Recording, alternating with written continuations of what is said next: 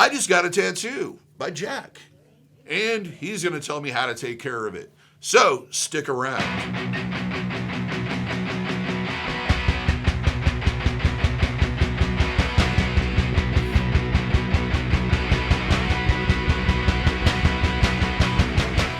Okay, so now that I got this tattoo, what do I do to take care of it? Okay, what I recommend to do, and every artist kind of has their own concoction, really, and what I usually tell people that are tattooed, that if they have a method that works good for them and they're happy with the way it healed, do that. Okay. You know, if it works good for that person, why change it? You know, unless it's something completely crazy that it was an act of God that they actually got it to heal right. But usually it's not. But anyway, I usually just tell people to once you get home, take the bandage off. And wash the tattoo with just some lukewarm water, not real hot, not real cold, just kind of comfortable. It will be sensitive to heat, yes, to hot water. And don't put it under the faucet. Doesn't feel good. Yeah. You don't necessarily want to blast it with the water. Just use your hands, wash your hands first, and then just use your hands to gently wash the tattoo with just a normal hand soap. It doesn't have to be anything special. I just tell people to steer away from something that was bought at Bed Bath & Beyond usually. You know, nothing that has any super special magic cleansing beads or anything like that in it. Or anything that's gritty. Yeah, just a normal, soft soap or even a bar soap, will work. Just wash it gently and then rinse it off. You can, use the cup hand, rinse method. If you're in the shower, you could, obviously just let the water wash over it, and then just blot it or pat it dry. The reason you don't want to wipe the tattoo is as it starts to healing, it'll get a light scab on it. And as that scab kind of rises up and starts falling off, you don't want to help that. You don't want to pull off those scabs. So in wiping that tattoo, there's a potential that you're going to be pulling off scabs or knocking them off too soon. And the way I describe that to people is, if you kind of imagine that scab is almost a cork. Plug in that hole until your body can close that hole, and then it doesn't need the scab anymore. It gets rid of it. It's holding the ink in. But while that scab is there, that's kind of helping keep that pigment in place until your body is able to grow over and close that hole up. So after you gently wash it and you blot it dry, I like to let mine air out just a few minutes, just to kind of let that excess minute and a half. Yeah, let that excess moisture just kind of wick out of there. And then I like Aquaphor.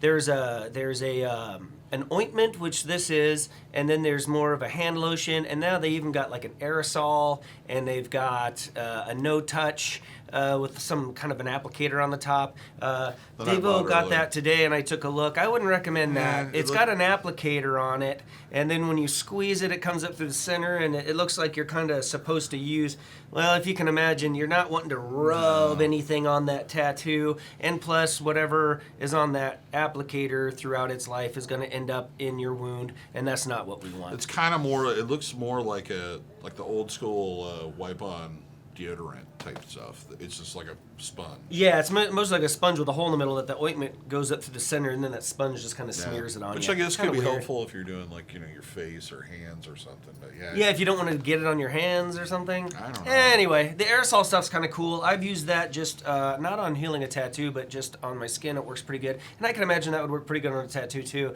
Just doing a light, spray of it, and then just gently kind of, rubbing it in. So anyway, whatever you use, you don't want to use a lot. All the ointment really is doing is keeping your tattoo comfortable, and it's keeping the scab pliable. So as your skin moves and you stretch around throughout the day, that scab isn't wanting to crack or pop or get itchy and dry, so you're more likely to itch it. It's just to keep it comfortable and keep it a little bit pliable. So it is possible to use too much. Yes. If your tattoo looks gleaming and shiny, that's usually an indication it's too much. And then just usually taking a towel and blotting it a time or two will get that excess off. And it really doesn't take a whole lot.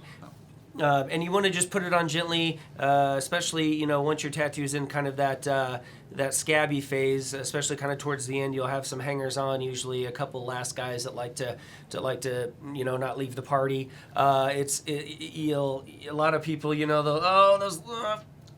don't do it. You'll regret it, and then you'll have a thing, and every time you look at it, you go, man, I just pulled $5 out of my arm. Yeah, often referred to as holidays. It's where the ink kind of went on holiday. Yeah. And the thing I always tell people, it's like, think back to like, last really terrible winter you went through and how your knuckles started cracking. And basically by keeping the area moisturized and kind of moist and, or not moist, but moisturized and is what you're doing to keep it from cracking, just like your knuckles would. Giving a little bit of flexibility. But you also don't want it to the point where it's just totally saturated. Right. What will happen is, if you were like me and, was a kid and got bumps and bruises and scrapes and scabs, and then went swimming after you had a scab, and you got out of the pool and that scab just swells all up, and then by the end of the day it ends up usually falling off and you got this nasty looking thing in your arm. Well, your scab on your tattoo will do the same thing, not to that extent, but it will get over waterlogged, and then as that scab dries out, it takes extra moisture with it that was in there, and it'll dry out the tattoo really bad, and then your scab's going to fall off too soon. It's going to lighten up your tattoo, so it's not a good idea. So it's almost just like swimming. If you keep that tattoo, which is another thing you don't want to do while you're filling out a tattoo. If you keep that tattoo soaking in that ointment, it can get overly wet. So I usually tell people it's better to use too little than too much. So then throughout the healing, it usually takes about 10 weeks or 10 days to 2 weeks. And during that time, you just want to stay out of direct sunlight. You want to stick to showers, no hot tubs, bathtubs, swimming pools, saunas, anything where your tattoo is just going to be excessively wet for an excessive amount of time. And again, during the summer, direct sunlight's a no-no. Your skin is already healing. That's a wound. When you get a sunburn, that's a wound. And on top of that, when you get sun, you trigger a melanin reaction, which causes your skin to get darker to protect yourself from sunburns. But that melanin trigger can a lot of times kind of muddy up or murk up the brighter colors. So you just want to keep it away from the sun. And pretty much that's it. Just don't disturb the scab. Be nice to it. Skip the mud wrestling that week if you're in a league. And give it a couple weeks. And practice some basic cross-contamination rules, like make sure your hands are washed well before you handle the area. Try to avoid handling it. Don't poke it. Don't constantly feel it. Yeah. Don't stroke it. Sometimes it'll itch during the latter stages. Avoid itching or scratching the itch. A lot of times for that itch thing, it might sound silly, but a lot of times just kind of patting the area, it can be enough to kind of stimulate that itch and get it to go away. But that usually is a sign that you need a little bit of ointment on there because your skin is getting a little bit dry and it's telling you, hey man, give me some moisture here, I'm uncomfortable. Yep. So just basically some common sense. Yeah. And like I said yesterday, it's like normal the day after you might see a little bit of redness. Mm-hmm. Some cases, depending on the person, you might see a tad bit of light bruising. Yep. Especially on inner arms, around necks, ribs sometimes. Me, it was right here. When I got that done, that thing, it looked like I'd been shooting various different illegal substances for a while. Yeah. But usually, you're not going to see a lot of trauma. It usually equates to about a decent sunburn the next day. Yeah. It's something that if you don't fuck with it, if you don't mess with it, beep. If you don't mess with it, it's really not going to mess with you. But if it gets bumped or you're moving a lot or there's clothing that's kind of irritating it, that's when you're going to notice it. And as the healing goes on each day, it just gets a little nicer. And by the third or fourth day or so, it's pretty much not uncomfortable, other than the fact that you've got a healing tattoo on you that you have to babysit. Yep. So.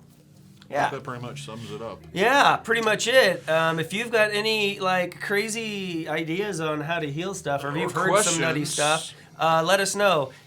Some artists say don't do anything, just dry heal it, which is fine. But again, like I said, you're more likely to mess with it, more likely to itch it, all that stuff. But different artists have different hands. Some artists work the skin a little harder, some don't. So some require a little more of this and a little less of that. So that's not necessarily wrong. It's just different. And each artist generally has kind of a good idea to do it, unless it sounds really insane. Right. Or very outdated, like using petroleum jelly or something crazy, or Listerine or something that just seems like it's just that's a really weird thing to be putting on there. In most cases, you should probably listen to your artists, and when in doubt, ask them. And if you're at a reputable place and you've done a little research and your artist knows what they're doing, they're going to tell you the right way. And if it's a little different from what you've done before, mention that to the artist. Because like me, I'll ask them, did you like it? Did it heal good? Did you have any problems with it? No, it healed great. Well, then do that. If it ain't broke, don't fix it, and just do that same thing again because that one healed great, so this one should too. So you've been watching our basic aftercare for tattoos. If you have any questions, please leave a comment.